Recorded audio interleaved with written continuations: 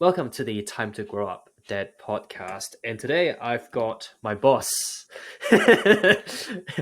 Doctor Cliff Harvey. I have to emphasize the word doctor for his credibility on the show. Um, Glad to have you on, bud. Glad to have you on. Yeah, likewise, man. I think we're more colleagues than, boss employee type relationship. But hey, whatever. Whatever, man. That's how we roll. That's how we roll. Cool, man. So before we dive into things, then, just to kind of maybe give some context, maybe give some of the listeners and the audience a little bit of a background of what you actually do currently as your primary profession, if you will. Yeah, so my bread and butter really is in education now. So by trade, I'm a clinical and sports nutritionist and strength coach. Most of my work over the last, I guess, now going 11 or 12 years has been in education. So I teach clinical nutrition, obviously, through the Holistic Performance Institute, where we work together. And so we train people to be health coaches, sports nutritionists, clinical nutritionists. I still have a stable of clients that I work with online for both strength coaching and nutrition. Having worked, with a lot of top level athletes, Olympians, world champions, all sorts through the years, along with a lot of people who have chronic and intractable health conditions. And the sideline to that is I do research. So I do research in conjunction with a couple of other institutes, getting back involved with AUT this year, doing a bit more research. And so my research focus over the years has been mostly in ketosis and ketogenesis, but under the umbrella of what I call carbohydrate appropriate nutrition.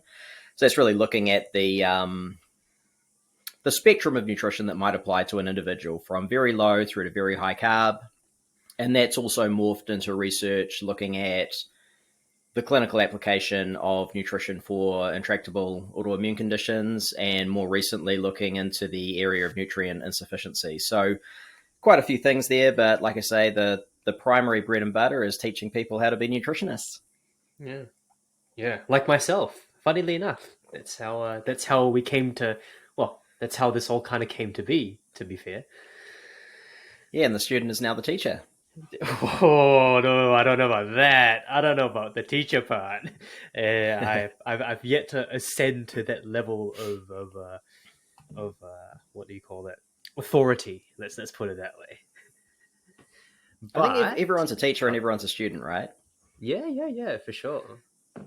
And when I used to teach on faculty at various, colleges and whatnot, I always used to say if I was delivering, a course for a semester or something like that, in the first lesson of every semester, I'd say, look, we're all here to learn, and you all have something to teach everyone in this class, including me, and not just about an area that's maybe not what we're talking about, not just an area that's your area of specialty or expertise. You might come from a different background, whatever, but within this particular course as well, and I think one of the problems we have in education is it's far too hierarchical. People, will buy into that. It's like the logical fallacy of appeal to expertise, is when people will basically just expect that teacher is the almost sole governor of knowledge within that domain. And that's obviously not the case. And so we can level things out a lot, I think, and then just learn from everybody.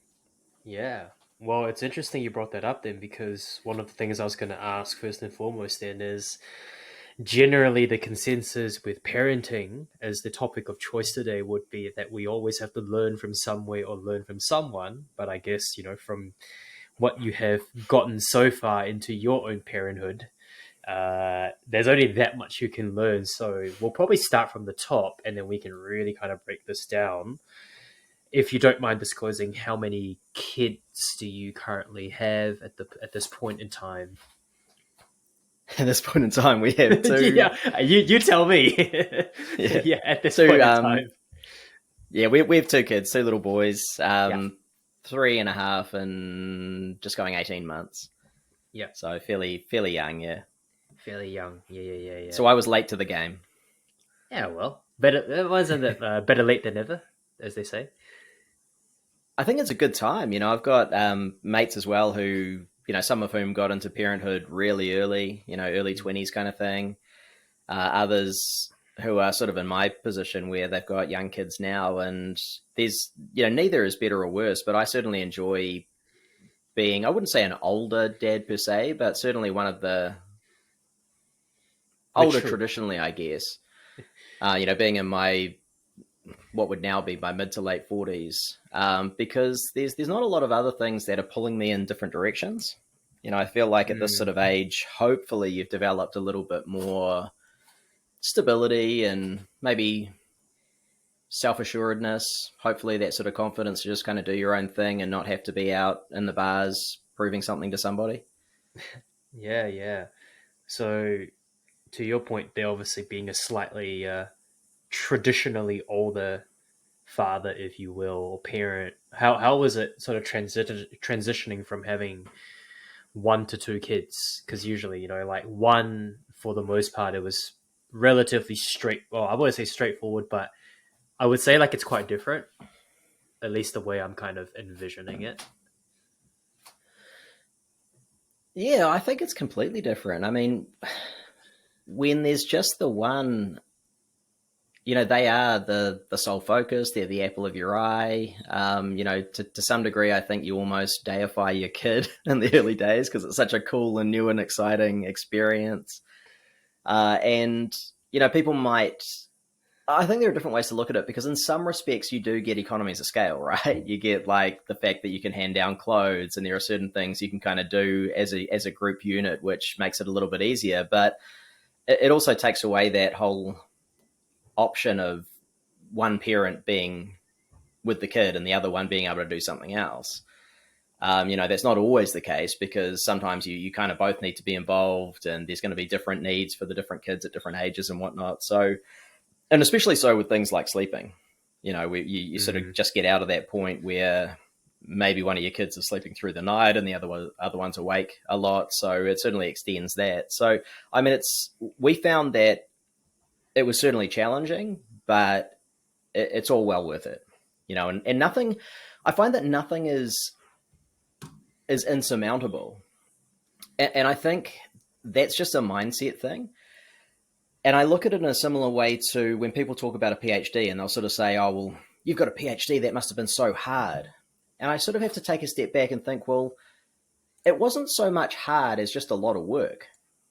It wasn't like it Mm. was so difficult that it's not something that you can transcend. It's not so difficult that it was even that difficult for me intellectually or cognitively. In the same way, raising kids I find is not that difficult in terms of the mechanics of it. It's just that those mechanics have to be done, and that in itself is challenging. And I'm not meaning to, diminish this and say that, it's just easy for us. It's not. It's difficult, but it's just the work that has to be done, right? It's kind of like you have a big training program if you're training for a world champs, right? It's Mm. like it's difficult, it's challenging, it's hard, but it's just got to be done. So you just put one foot in front of the other, focus on the process rather than these sort of arbitrary ideas of outcome, and then it kind of flows. Even if it's challenging in the moment, or even if you get tired, even if you get exhausted, it's just one of those things that you do. Yeah, I think like to your earlier point with being in your like being the slightly older dad in your peers, I think like the mindset, the word that you use was mindset. I think that plays a big role in kind of how you perceive the challenges and kind of the approach to take with parenthood. I think like if someone's a lot younger, someone that's say in their mid to early 20s, if they became a parent there and then, I think I think there was this has to be like some made up fact. Well, it's not a fact if it's made up. I guess it's a, but there's something You like never know nowadays. yeah, yeah. Chat GPT. What do you say? But there's something about like humans tend to only really fully mature after the age of 20 or something like that, from in terms of like a brain development standpoint.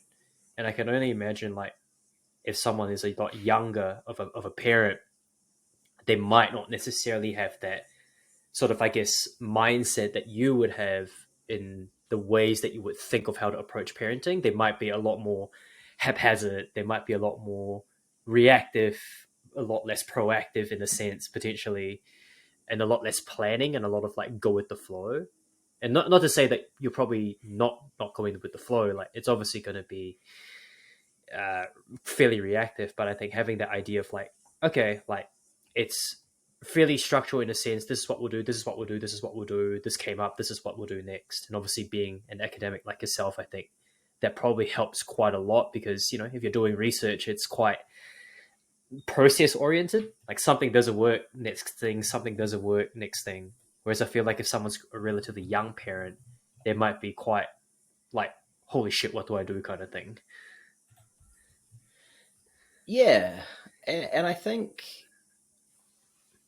a lot of that comes from, you make some really good points because obviously when we're younger and in our, say, late teens, early 20s, we probably haven't fully formed in terms of just our structural like Yeah, brain development, right?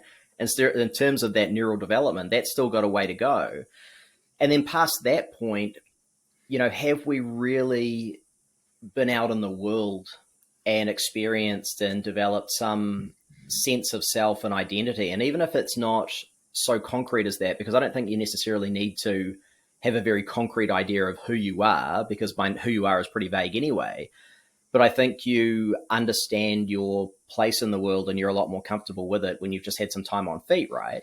And I'm mm, sure that's going to continue, and I'm sure that I'm going to look back on myself at 45 when I'm 65 and say, oh, well, you're a bit of a dick. Just like I look back at myself at 25 and say, yeah, well, that guy was a bit of a dick. And that's cool. That's okay because that's part of growth and development. But, we often think about, well, at that stage, I had 22, 23, 24, 25 years on the planet, but you only had a few years really as a fully functioning adult in the world. yeah, yeah. And even then, that sort of changes over time. And I think when we're younger, we have so many things pulling us in different directions. We have so many what ifs. Do I want to be in a traditional style marriage? Do I want to have kids? Do I want to go off and pursue this sport or that sport? Is this the career I'm going to end up in for a longer term? What am I actually going to do? And a real striving, I think, often for achievement with people who are very sort of driven in their pursuits. But I think by the time you get through to say your 40s, a lot of those early achievements, at least, you've kind of done, Mm, or at least you gave it a good crack. A lot of the superfluous stuff, hopefully, you've dropped off. The lack of self confidence or self worth that leads people to be sitting in a bar till 4 in the morning, drinking their sorrows away or trying to find something out there, that sort of yeah. faded away. And so I think one thing that it allows is for there to be a lot more purpose in just being a really good dad, right? Even if you're not doing it all the time, that's that constant reminder of, I want to be a good dad because I want good people to come out of this. I want my kids to be good people who are kind and gentle and that they're doing something good for themselves and the people around them and the planet. And that can be a real focus. Whereas when you've got so many things pulling you in different directions when you're younger, I don't know if that can always be the same focus. Now, I don't know. And I'm certainly, again, not denigrating anyone whose experience is to be a really great parent when they're younger. I'm sort of talking about my own experience where maybe I think in retrospect, I wouldn't have been the best parent when I was younger because there were too many other conflicting things going Mm, on. yeah, that's an interesting observation. It's one of those. I think like traditionally, the generation before me, so my parents always had kind of a very, I wouldn't say negative connotation, but definitely a very sort of strict rule around when you should be having kids. Like if you were to Mm. ask them like when is a good time to have kids? Like if you ask someone of the quarter like the old generation, so people in their 50s and 60s, potentially 70s, and you ask them when should you have kids, um, a lot of people will tell you very different things, but specifically for people who are in my parents' age would definitely say like when you're financially stable, when you've got a job and all those things. And it's funny because it almost seems like due to potentially socioeconomics and all that stuff, there was a point in time, probably not now due to the current climate change, more so with how the social aspect of the world is. But there was a point in time, I do recall this, where the age gap between parents and kids are very, very small. Traditionally, we sort of see like 30, like a 30, like a 25 to 30, even 30-year age gap. Obviously, there is a point in time where the woman is a little bit more safe, fertile, to kind of give birth and childbear, and it kind of crosses a threshold. But I do Yeah. remember at a point in time where like people were having kids like mid 20s, like 20 to 25, like, whether that might be due to uh, unplanned or planned, that's, I guess, aside the point. But I do remember a point in time where it becomes that, and the people who have kids who tend to have quite a small age gap. And when I do talk to them, it's very much like during the first few initial years, it was like a struggle, as everyone does, but it sounds like a lot bigger of a struggle as opposed to what you said, where if you're in a much more stable position to have kids, you tend to Mm. have less things to worry about, and so you can kind of almost focus that attention a little bit more. Whereas if, let's say, someone has to work 16-hour shifts, ain't no way you're going to give attention to your kids in that aspect, right? Yeah, and that's really complex. I think my parents being of a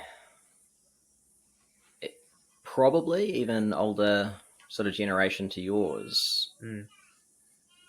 it was very common. It was most common for people to have kids pretty young. In their sort Yeah, of yeah, yeah. early mid 20s Early was mid pretty 20, yeah. common. And I think that's because by that point, let's say you're in the trades like my old man was, or he's only just retired actually from being in the trades, but he was a sparky. Okay. So you come out of your time as an apprentice probably by the time, if you start doing it about 16 years old, probably by the time you're sort of 20.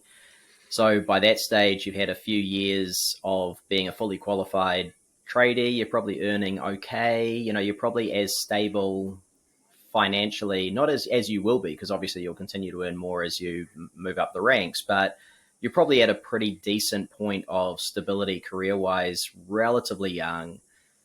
People stuck with trades for a long time. And I think as well, with lower retirement ages, guaranteed super, and also lower expected, lower life expectancy, Mm.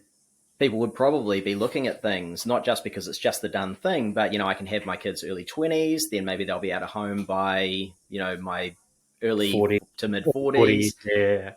Then I've maybe got 20 years, the last years of which will be covered by super, and then I'm Live kind the of done, life. right? Yeah, and I don't think that it's fair to say that people are healthier now necessarily, but there are certainly a subset of people whose health span is longer now. And I'd like to include myself in that sort of picture. I think back when I was really young to some of our older relatives, uncles, aunts, and things like that, who maybe were 50 years old and they seemed really old. They were already wearing their cardies and they were doing bowls and they weren't all that healthy because that was the norm. People tended to decline because they stopped doing sport. Training in the gym was kind of weird at that time. Yeah, Few yeah, yeah. people ran, it was just a different time. And so people tended to decline a little bit more into what we'd now consider to be older age.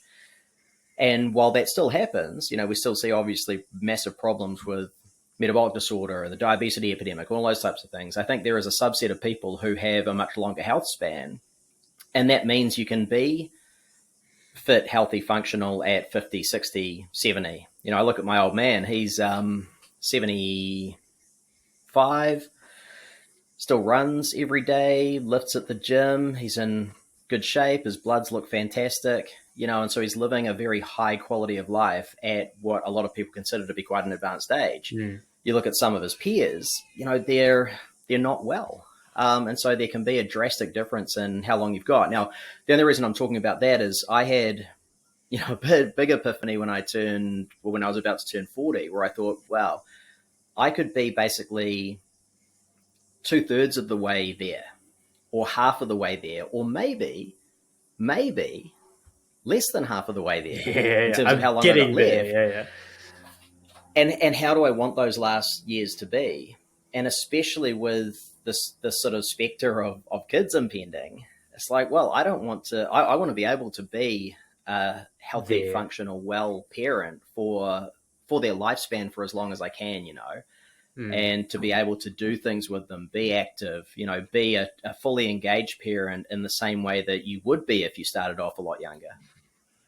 Yeah, that's a really good point. I think like it's so multifactorial, and I think not to pick on any groups here for sure, but there's definitely people who tend to look at parenthood as something as a very planned thing, and I guess the good thing is that if you tend to plan things for the most part, at least having a conversation about when, where, how, what that sort of looks like, I feel like generally it tends to favor the child a lot more as to if it's a sudden random act of pregnancy.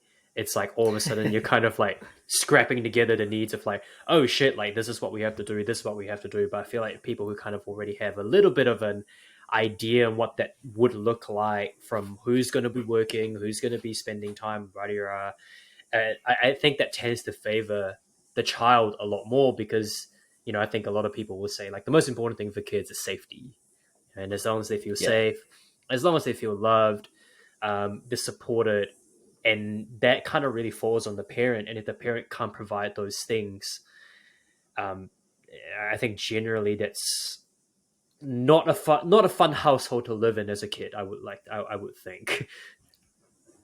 No, of course, and Yeah. that speaks to social advantage, Mm. and maybe that's one of the benefits sometimes of being slightly older, is maybe you are a little bit more stable, not necessarily, in any way wealthy, but maybe just a little bit more financially secure, a bit more sure of those things. Yeah. Yeah. And I think it's always important for those of us who are doing relatively well, let's say health wise, who can afford to put a roof over our heads and food on the table. It's really important, I think, to recognize our own privilege in that respect, because there are a lot of people Mm. out there, obviously, who are really struggling. There are a huge number of Kiwis who are earning less than a living wage, and to me, that's just bonkers. Yeah. Yeah. Um, and that makes everything so much more difficult. I think the biggest. I'm sure it's true for you as well. The biggest stressor that I have is when things are tight. Yeah. Yeah. Because you want to be able to provide for your family and kids. And I know that sounds a little bit patriarchal too, but just the reality is that we made a very clear decision early on that because I have a higher earning potential, Mm. because I'm older than Bella and I have an extant business and all that kind of stuff, have higher level qualifications and whatnot, that it made sense for me to be earning the dough. And Yeah. I think there's a particular value in kids having their mum around in those early years as well. Yeah. It's Yeah. not that I'm not around, because I work from home, so I can see the kids whenever I want as well. So we're very lucky in that respect. But I also recognize that there are a lot of people who don't have that same foundation, and that's one of the reasons why so much of what I try to do outside of my work is to advocate for better social conditions. Advocate for better taxation structures and a living wage minimum and all those types of things, to try and have people grow up in an environment in which they can achieve, their lives with passion and purpose. They can be healthier. They can be happier. Yeah, yeah, for sure. I think you brought up something quite interesting that I think you and I share. Well, you and I have in common is obviously the fact that we both work primarily from home. And I think that and I always tell everyone like my context and the way I live is very different to possibly 99% of the people out there. Just the fact on just how I generally operate. But I kind of want to hear from you then. because I know you are, or at least I like to think you are, a big proponent of being present with your kids. And I know we sort of talk about this in some of our meetings and stuff and whatnot, but what are some best practices, or what are some things that you do in your own life to kind of ensure that you're present with them, given the fact that you do work from home? To your point, you're able to see them when you want and wherever, basically. But there's I don't know, like from my personal experience so far, and I'm sure this will change for me potentially, is like, whilst I work from home and yes, I have the ability to see them, see wife, Claire, and everyone on a daily basis, anytime. There's also a slight difference between just seeing them and like doing stuff versus being actually present. Whilst a Yeah. lot of people would have the argument of, oh, you work from home, that must be cool. I'm like, yeah, like totally. Don't get me wrong. It's a very cool thing to be able to do that, to help around with the chores and all that good stuff, because then it takes the load off the mother. The mother can kind of just focus on the kids while, the dad can do the laundry, the cooking, whatever. That's kind of our little setup that we've got. But yeah, back to my point, like it's different in that sense to just be at home versus being present. What are some of your strategies? Yeah, I mean, I love it, right? I love the idea of presence, and as you know, I've been involved in. I got involved in Buddhist meditation very early in my life. I was sort of, I guess, I became aware of that side of things. Interestingly, through my old man, who was, like I say, a Sparky and all that kind of stuff. But he ran marathons and he did Ironman triathlons and stuff like that for fun. He got into yoga because he thought it would be a good way to get more flexible. And then he realized there's actually more benefits to it with the sort of meditative side. Interestingly, my mum, who was a devout Christian, bought me books on Eastern philosophy because she was very non-conversional in her faith. She was very committed to her faith, but she figured that, hey, anything that helps to make someone a better person or that helps them to open their eyes to things that are more than just our day-to-day sort of existence is a positive thing. So she was just stoked that I was interested in stuff. So she bought me books on Hinduism and Buddhism and all sorts of stuff. And I started getting into Buddhist meditation very early. And the only reason I'm talking about that is because so often we couch that idea in mindfulness.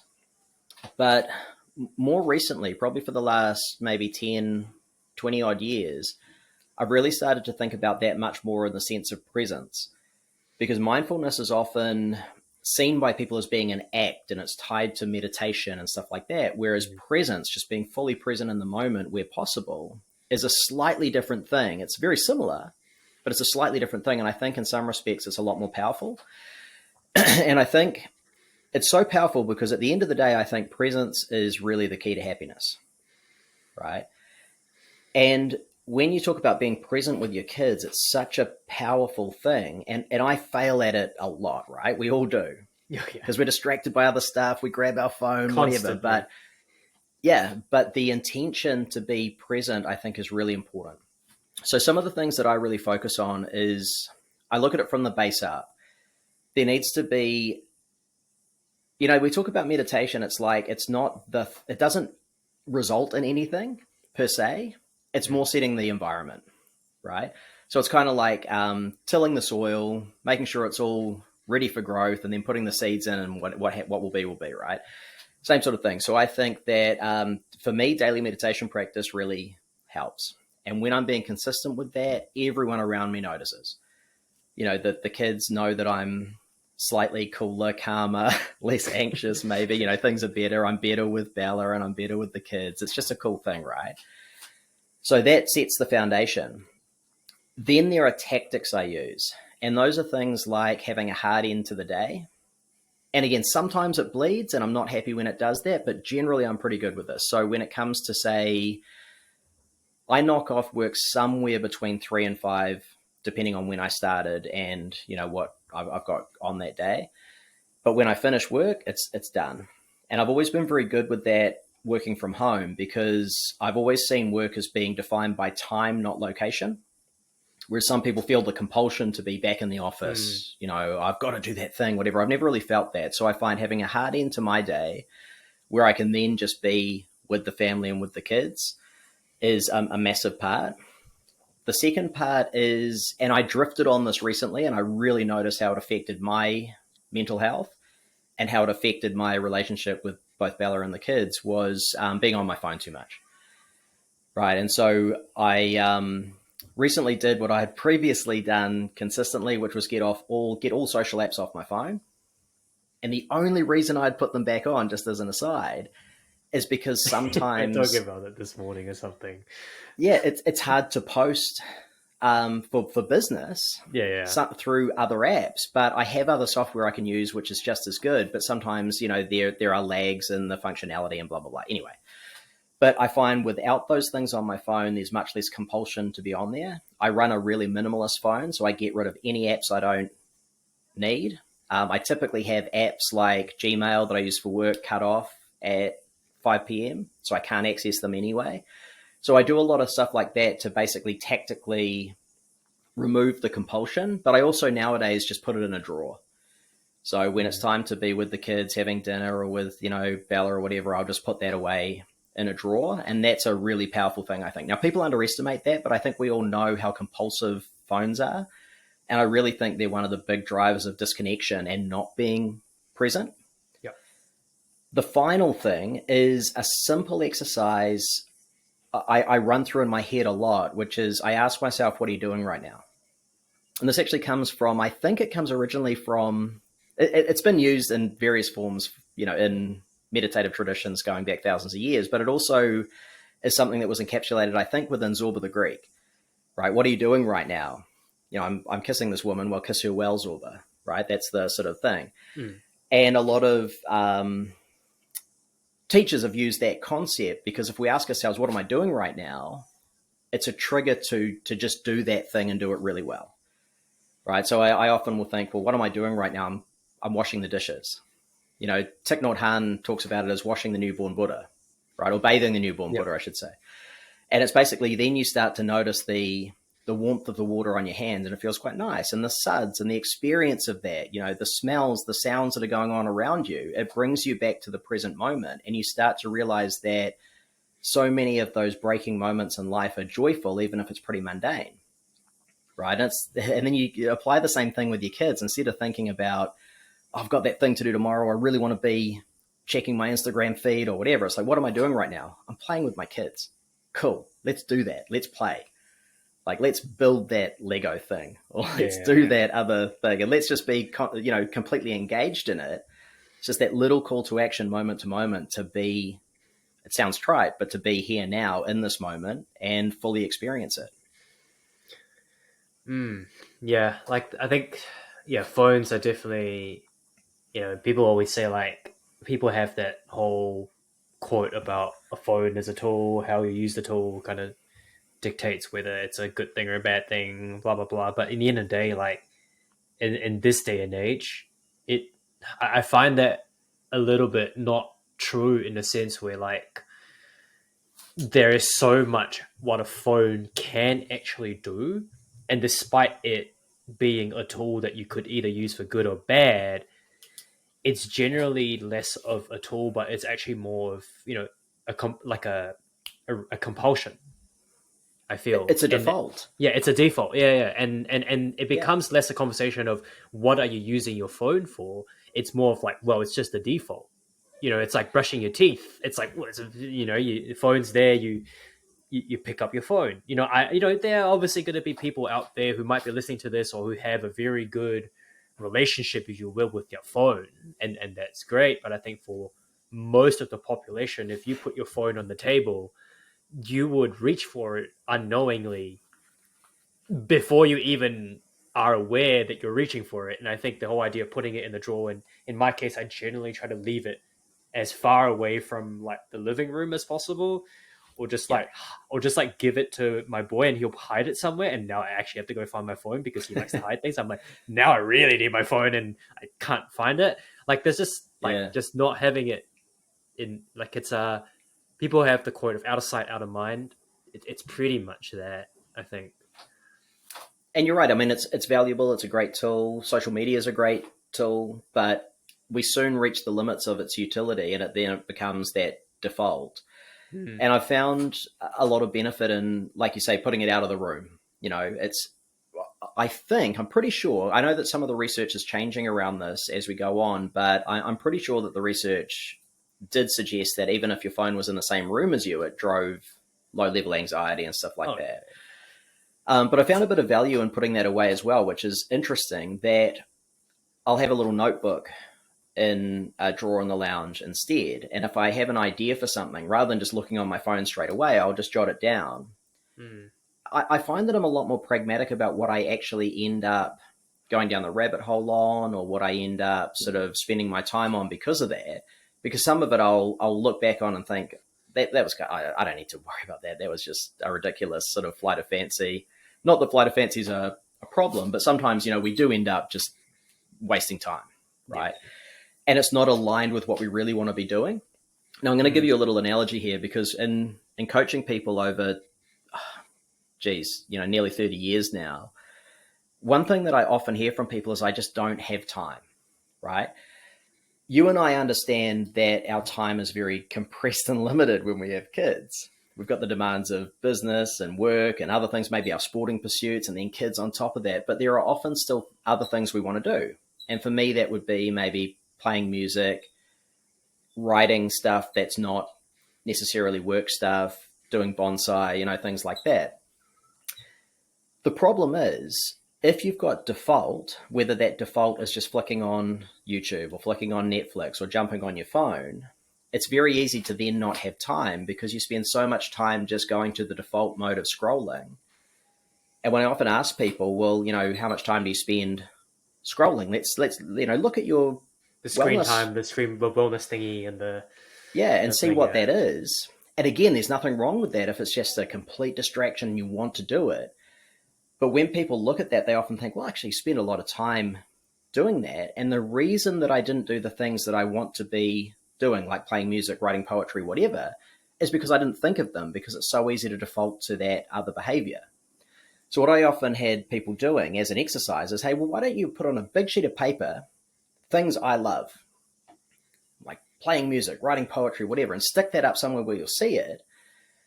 And then maybe put in place some other blocks as well, like put your phone somewhere else, so you actually have to go to it to do the thing. And then you'll see that there are those other things you want to be doing. When you come to a moment of, oh, what should I be doing now? It's more in the front of your mind to think, hey, maybe I'll practice my guitar, or maybe I'll write that poetry I've Mm. been wanting to do, or maybe I'll just go and sit in the garden for a little bit. You can do all those other things because they're more front of mind. But when we just default to that autonomic stuff, here's a really cool exercise for people, right? Change where your apps are on your phone, just to mess with Oh your yeah, yeah, head. yeah, yeah. And then you. Because I know you'll autonomically just go to that place where it is and be like, what? It's not there. That tells you that it's not any longer an intentional decision. It's just become an autonomic reaction to a particular stimuli, which is sitting still. Yeah, And I think we've lost the capacity to sit in stillness, right? Which is probably one of the big benefits of meditation, is we learn to do that again and yeah, start yeah, to appreciate all the stuff around us. yeah. And like to your initial point there as well, like the more you're able to be aware of what you're wanting to do in the present moment, particularly when it comes to kids and being present, it it helps to understand, or at least be aware of what your defaults are. I think some people don't even. I think some people aren't even aware of what their defaults are. I think that's possibly an issue, right? Like, it becomes, people say like, oh, I've got good habits and bad habits. It's like some people, it's not even a habit at some points. It's just like a pure like thing. It's instinctual. It's instinctual, and I think like that's one of those things where it really tends to remove your ability to be present. Even though you are physically there, you're definitely not mentally there. Oh, 100%. Yeah, yeah, And I yeah. think, with that, those habits, any habit that has become ingrained past the point just becomes autonomic. So, yeah, we want to ingrain those things that are more positive for us in some way. But that also doesn't remove the idea that we can be, we can bring ourselves back through intention to being more present Yeah, in the moment. yeah, yeah. And I think and it's not just a technique. A lot of people think, oh, that's pretty woo, it's pretty wacky. It's sort of talking about mindfulness and meditation there, but it's not really just about that. It's just about being present in what you're doing. That's actually a really good productivity technique as well. You can take that through to work. Like, what are you doing right now? Well, I'm doing this particular exercise. Well, just do that for a time. You know, Mm. don't do that with one eye on that screen and the other eye on Yeah. Facebook on the other screen and the other eye on Instagram on the Yeah. other screen. And you're dividing your time too much. And it's just not a time and attention, I should say, you're dividing. And it's just not a way to be effective and do the best work, you know, whatever that happens to be for you. And it's funny because when you're kind of talking about that, it kind of brings me back to like observing how our little one learns. Not that he's not necessarily in an education standpoint, but just learning how to be a functional human being, literally. And one of the things that well, at least I observe, and I'm sure everyone who has a kid and a toddler knows this, it's especially in those early, very formative years when they do something, they're very focused on doing something, and they Yeah. tend to be quite on it rather than being very distracted by things. And when you kind of like say, stop, it's time to do something else, or whatever, like they're like, oh, it's lunchtime, whatever it might be, they tend to start throwing a bit of a fit, whatever that might be, because I think they're so into the thing. And I feel Mm. like it's interesting as an observation, because as we tend to, I guess, grow up or mature, whatever the word we want to use here, we tend to default to certain things, be it good or bad habits. But something that I've learned quite a lot observing how a toddler functions is that they generally don't have a default. And the defaults that they start to build are essentially defaults on what the parent would tell them are defaults. Yeah. And then it becomes a default for them. But if you, and this is something that we tend to do in our household, is that rather than saying that that's a bad thing to do or a good thing to do, not even from a moral standpoint, just like don't tiptoe, I don't know, like don't don't bend down that way to pick up something, whatever that might be. We kind of almost let them just like, fuck it, like as long as you're not spiking your head on the floor, you'll figure it out, like what your default is, rather than like pigeonholing you Yeah. into like a default set of things. Because I think, like, whilst it's obviously very important in a household to have certain values and virtues and things that we do, I think I speak to a lot of parents, and I'm sure you can agree with this. They're their own little human beings, and it's hard to kind of put them in a little like square and go like, these are the things that you need to do. But then eventually, for whatever reason, psychologically, they kind of come to a conclusion. It's like, you know what, I don't like to do these things, and then you have that issue of like, yeah, as a parent, like, why aren't you doing it? But if you kind of almost approach it with a very cool, like, let's just see what happens, Mm. I feel like that would help from a parent standpoint to almost relieve the pressure of like needing them to meet certain expectations, them being the kids. And then potentially as they grow up, they would also have less of an expectation of what do I need to do to please my parents? Because in the end of the day, like, I'm sure everyone knows this, like, you want to make your parents proud, but how you make them proud is a very completely different thing, right? Some people need to get A's in their studies, and like, it's not a thing. I tell people, and I tell this to our students as well, that at HPI, it's like, look, mate, like 75 is a pass, like you want to get the A's, you can get the A's, like totally up to you. But in the end of the day, like, I think if we kind of really like stigmatize, I guess, what good foundational habits should be for a kid, not even like from a mental standpoint, just like actions, it almost kind of Yeah. makes, I feel like if someone did that to me, I would probably go like, ugh, like, I don't want to, I like to do it this way. The outcome's eventually going to be the same anyway. Yeah. Yeah. Yeah, it's a really tough one, and I'm sure you've grappled with it as well. Because I recently read a book called "The Sovereign Child," right? And I found it really interesting. I rejected, to be honest, a lot of it because it's really about that whole idea of kids being almost like house guests, right? They're like your friends, they're your house guests. They can basically do what they want. So the idea is that if they want to watch television, they can watch television. If they want to eat ice cream for dinner, they can do that. If they don't want to spend dinner with the family and go off and play on their iPads, they can do that kind of thing. Now, I don't agree with all of that, mostly because of what I've learned through research Understanding and the whatnot. causation effects. Yeah. Exactly. And knowing that, where kids have, for example, a really strong home food environment, they grow up with lesser desires for sugar and discretionary foods. They end up being healthier and happier in the long term, stuff like that, right? We know that excessive screen time is definitely not good for developing minds. So I wouldn't just want our kids to be on iPads all the time or anything like that. But what it did is it really brought home that message, which I've really believed for a long time, which is that in general, we need to be very clear about setting rules that are arbitrary just because they were maybe rules that were set for us. And instead, those things where I'm saying no to the kids or it's like stopping them doing something are typically because it's either it's dangerous or it's going to break something that's not theirs, right? Yeah. And to me, that's part of being within a community. Like we're a community at our house where we respect other people. And so if they're going to come in and like break one of my things that I need for work, like of course I'm going to stop them. I'm not going to let them do that. If they're going to do something that's dangerous, obviously, of course we're going to stop them. But it goes a little bit beyond that as well. I think where rather than telling, it's about modeling behavior and setting a good environment.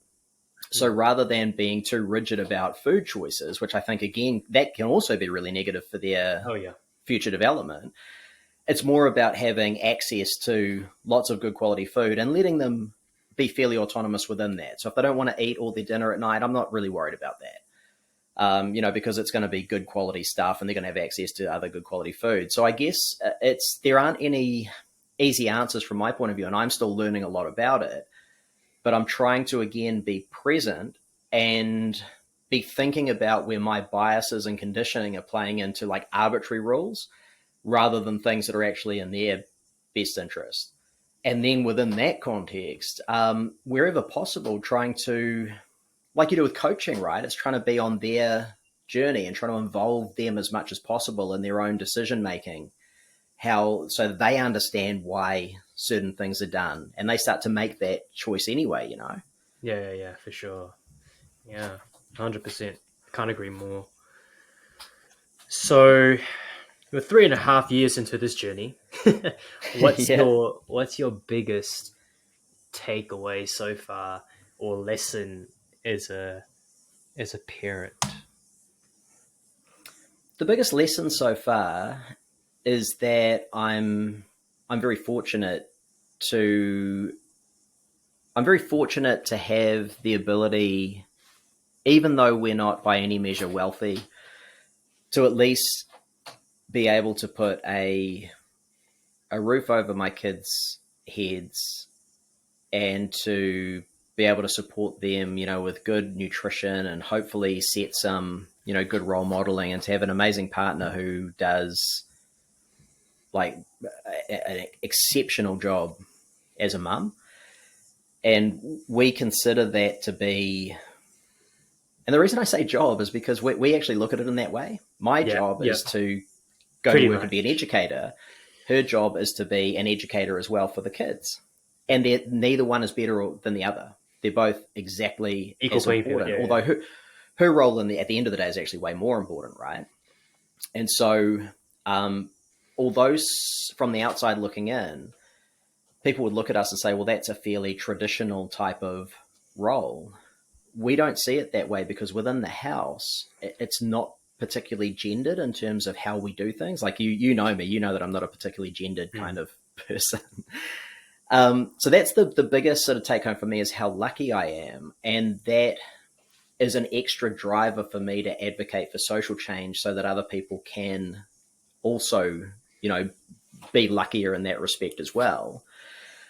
Outside of that, though, the biggest lesson has been that when I'm looking after myself and getting enough sleep, and with kids that's hard to do, so taking maybe an afternoon nap, Yeah. eating well, exercising, being present, meditating, having those calls to action, setting those boundaries for myself. When I'm doing all of those things, I can be a far better dad.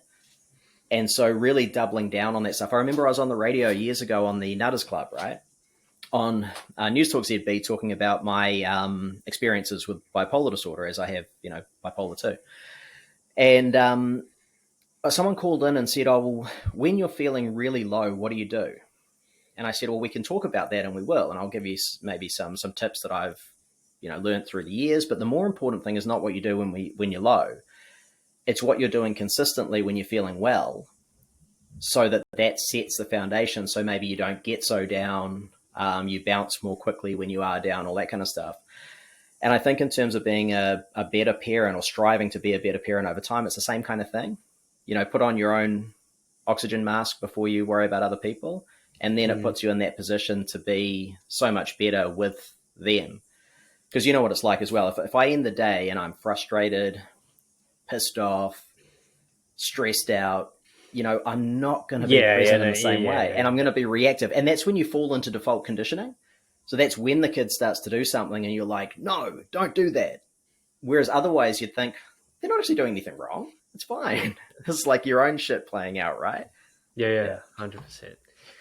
Yeah, that seems to be like the having this podcast so far, and just talking to a lot of other parents in general. That seems to be not necessarily the biggest lesson every parent has told me, but that definitely seems to be the consensus of like, if you want to be a good parent, for the most part, it's looking after yourself first. It doesn't have to be a flamboyant morning night routine that lasts 3 hours and then you can't have the kids because you need to look after yourself first. But it could literally be like, 10 minutes of meditation, or just like get a workout in, or make some coffee in the morning before like, as a bit of a ritual more so than anything. It just sets your mind up for the day and kind of almost putting you in this state of like, oh yeah, I cared for myself. Now I can kind of go out there and do what I need to do, kind of thing, because I've already ticked the box of like me, kind of thing. Yeah, that's right. And it's very Yeah. much is about ticking the box. And I think I've become much more acutely aware of that minimum effective dose. Yeah. Yeah. So Yeah. Yeah. Yeah. as Yeah. you know, I lift for 20 minutes every morning. It's 20 minutes, right? People would say that's not enough, but I get a good workout and I'm getting stronger still. And, I'm achieving the goals that I want to achieve. It's possible. I looked quite in depth at the research around meditation, and it was quite clear that maybe not for all outcomes, like if people are talking about the more unquantifiable spiritual outcomes or whatever, we just wouldn't know. But for the more quantifiable outcomes of cognition, memory, stress reduction, anxiety reduction, things like that, the vast majority of results are achieved within 10-minute meditations. So you can meditate for longer and you'll probably get additional benefit from it. But for most people, most of the time, if they were at least striving for that 10 minutes and that's all they could do, that's fine. Just do that every day. And when you talk about it like that, like most people can spare 10 minutes. Yeah. And the way I look at it, that 10 minutes saves me so much time, because the 10 minutes there means that I'm less anxious, defaulting, doing those other things we talked about. So in the end, it's a net gain, like a big net gain. Yeah. Yeah. Massive. Massive. Yeah, man, for sure. All right. Well, thanks for coming on. We're coming just into the hour mark now, and I think that you've shared quite a lot of good tips, tricks, details, but I think more importantly, like how we kind of want to be viewing parenthood as a slightly not that very old father. But where can people find you? Where can people get help? Where can people kind of follow along your journey? Because I know that obviously on social media and stuff, we primarily use it for obviously the business and stuff like that. But I know you do a lot of posting on. I don't even know if you're on X anymore these days, but I think you're still on Threads. I know you're on Blue Sky, but plug away and I'll figure out all the social media links somewhere. Yeah, the easiest thing to do probably is go to my website at cliffharvey.com. And there people can find my links to social, whether that be, Facebook, Instagram, Threads, or Blue Sky, and also links to the Holistic Performance Institute, where we deliver a lot of educational stuff. But, I do tend to keep things fairly business focused, but especially on Threads and Blue Sky, I throw out quite a lot of personal posts as well, around my views on life and society. And so if people are interested in that, that's where they can find that stuff. So basically, Threads and Blue Sky then. Pretty much, yeah. Pretty much. All right, mate. Well, thanks for coming on. If you guys like the episode, like, share, subscribe, and we'll catch you in the next one. Thanks, Chung. You're the No man. worries, man. All right. All